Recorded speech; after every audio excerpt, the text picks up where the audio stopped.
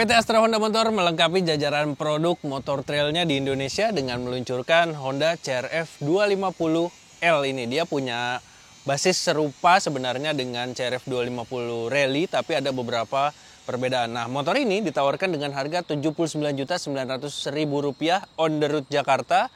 Nah, kira-kira apa aja yang diunggulkan dari motor ini dan kira-kira bagaimana impresi berkendaranya, apakah berbeda dengan CRF 250 Rally? Bersama saya Tio Palevi, selamat datang di Auto Radar dan selamat menonton.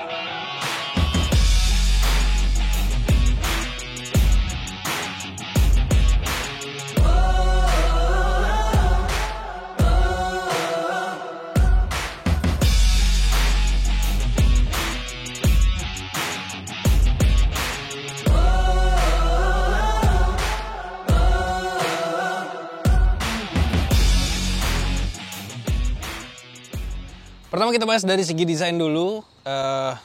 Saya tidak akan menjelaskan dengan lebih detail motornya karena Anda bisa melihat video impresi perdananya yang direview oleh Mas Manut di link di atas ini. Di sana Anda bisa melihat detail tampilan dan juga spesifikasi dari motor ini. Nah, sekarang kalau dilihat secara sekilas dia sebenarnya mirip dengan CRF 150L dan dia ditawarkan dengan satu warna saja yaitu Extreme Red. Memang ini menjadi hero colornya dari jajaran motor trail Honda. Nah, tapi kalau dilihat dari dekat, dia sangat berbeda dengan CRF 150L. Lanjut ke bagian mesinnya. Nah, ini kelihatan mesinnya cukup besar di sini. Dia memang memiliki basis serupa dengan CRF 250 Rally, tapi punya konfigurasi yang berbeda. Jadi disesuaikan dengan karakter dari Honda CRF 250L ini sendiri. Nah, mesinnya dia berkapasitas 250 cc atau tepatnya 249,67 cc, 4 tak DOHC, 4 katup, 1 silinder dengan pendingin cairan. Tenaga yang dihasilkannya sebesar 18,9 kW dan torsi 23,1 Nm. Nah, tenaga tadi dipadu dengan sistem transmisi manual 6 percepatan. Lalu seperti yang tadi saya jelaskan, dia sudah pendingin cairan. Jadi di sini kelihatan ada radiatornya di sebelah kanan. Nah, sekarang bagaimana posisi berkendara dari Honda CRF 250L? Tinggi saya sekitar 175 cm dan dia punya tinggi jok 893 mm. Nah, coba kita dudukin. Nah, posisinya seperti ini. Dan dia suspensi belakangnya cukup ambles. Ini kalau sendiri ini dia turun, apalagi kalau dipakai untuk berboncengan.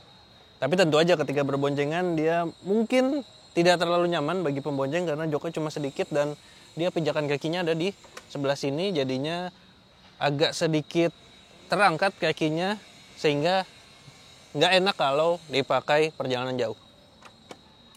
Nah, bobotnya sendiri sekitar 140 kg. Lalu dia didukung dengan kapasitas tangki 7,8 liter. Jika dengan satu kaki, posisinya akan menjadi seperti ini. Nah, ini bisa menapak dengan sempurna dan motornya juga terasa ringan. Tapi nanti coba kita buktikan di jalan raya. Lalu untuk suara mesinnya, kurang lebih seperti ini. Coba dinyalain.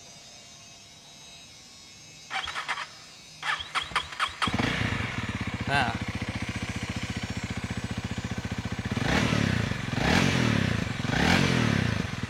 oke, sekarang kita langsung aja rasain gimana sensasi mengendarai motor ini di jalan raya dan juga untuk beraktivitas harian.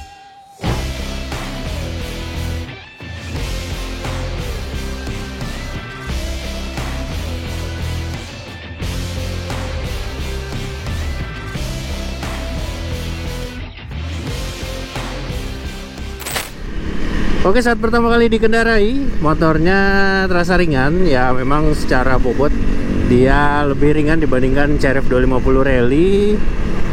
Ini juga kelihatan di bagian tangkinya sini lebih ramping dibandingkan yang Rally. Karena memang kapasitas tangkinya yang ini lebih kecil, sekitar 7 literan. Sedangkan kalau Rally itu sekitar 12 literan. Nah, hasilnya motornya jadi terasa lebih ringan dan terasa lebih ramping. Lalu Untuk digunakan harian seperti ini, dia dengan mudah bisa untuk selap-selip. Terus juga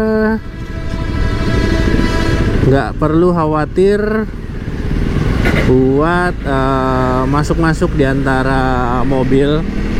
Jadi stangnya memang kelihatannya lebar tapi nggak terlalu lebar. Jadi masih pede buat selap-selip di kemacetan.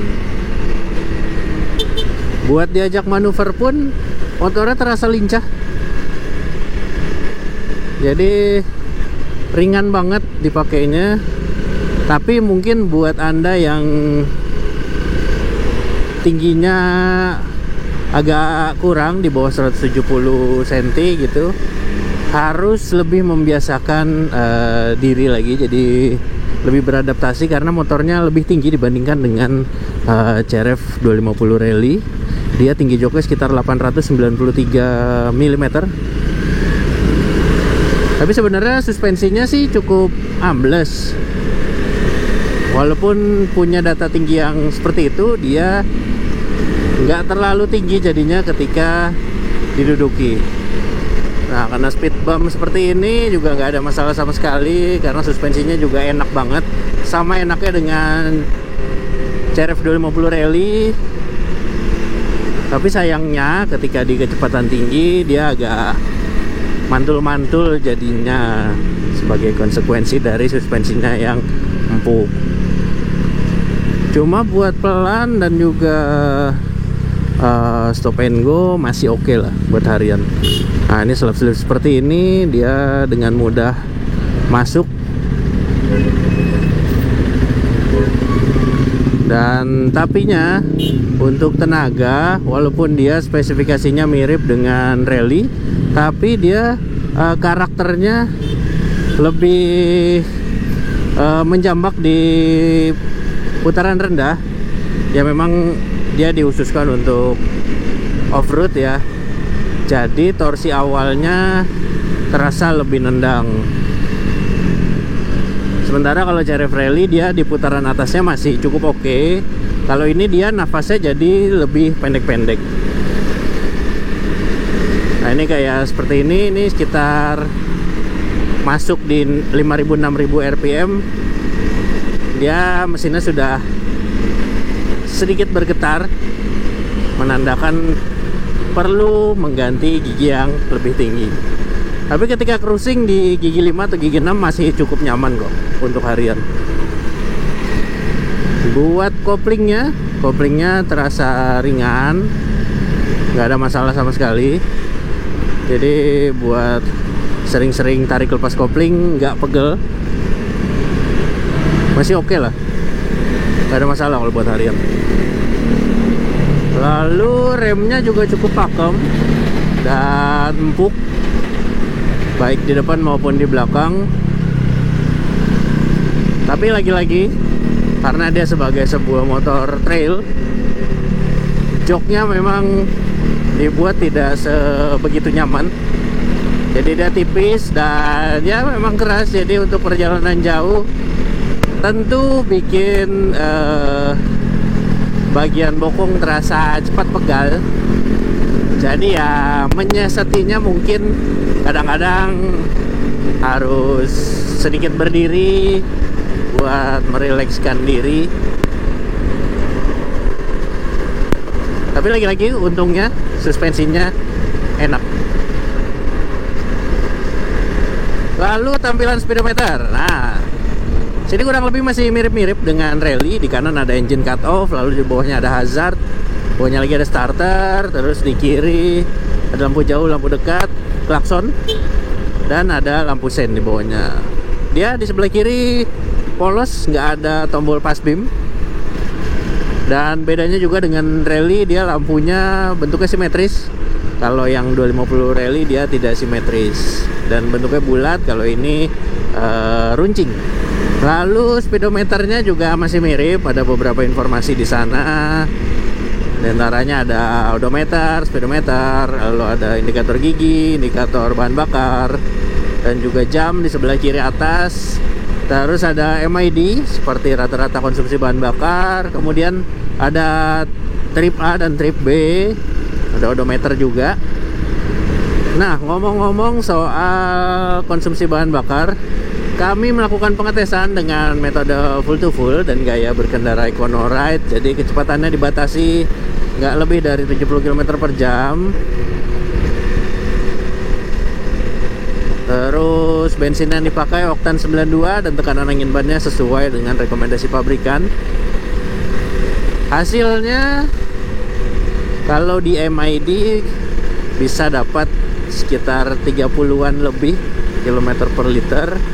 Sedangkan kalau full to full Anda bisa lihat datanya di tabel di bawah ini.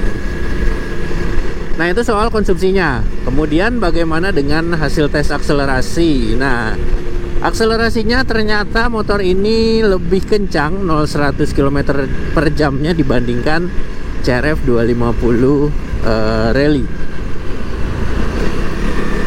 Dia 0-100 km per jam bisa selesai dalam waktu sekitar 10,9 detik. Beda sekitar 1 detik dibandingkan Rally. Ya memang karena salah satu faktornya adalah motornya yang bobotnya lebih ringan. Data selengkapnya bisa Anda lihat di tabel berikut ini. Kemudian selain digunakan untuk berkendara harian seperti ini, di video berikutnya Anda juga bisa menyaksikan motornya saya dan tim Autorider pakai untuk touring kecil-kecilan ke arah sekitaran ya Bogor mungkin, untuk mencoba lebih ekstrim gitu motornya sesuai dengan peruntukannya. Jadi nanti jalan-jalannya lebih beragam, ada tanah, ada jalur berbatu. Nanti saksikan gimana impresinya di video tersebut. Oke, nah bagaimana dengan panas mesinnya? Serupa dengan CRF 250 Rally, dia karena di depan radiatornya ada di sebelah kanan ini, jadi hawa panasnya dia terbawa ke belakang, jadi lumayan panas motornya khususnya di bagian kaki kanan nih, di bagian paha, terus juga di bagian sekitaran betis atas tuh lumayan panas. Jadi kalau buat macet-macetan dan motornya mesinnya udah mulai panas, jadi ya sedikit gerah juga ya. Tapi ketika sudah berjalan dan terkena angin, panasnya bisa sedikit berkurang.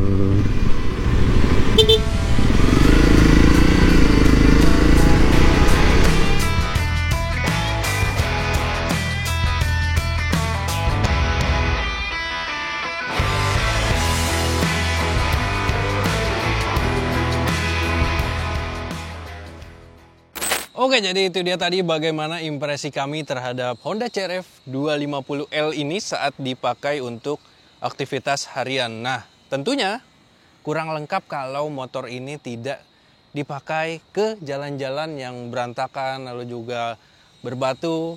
Nah, itu akan kami lakukan di video berikutnya. Jadi saksikan di video selanjutnya. Untuk saat ini videonya berakhir di sini. Terima kasih untuk Anda yang sudah menyaksikan video ini sampai habis dan juga sudah like serta subscribe channel Autorider.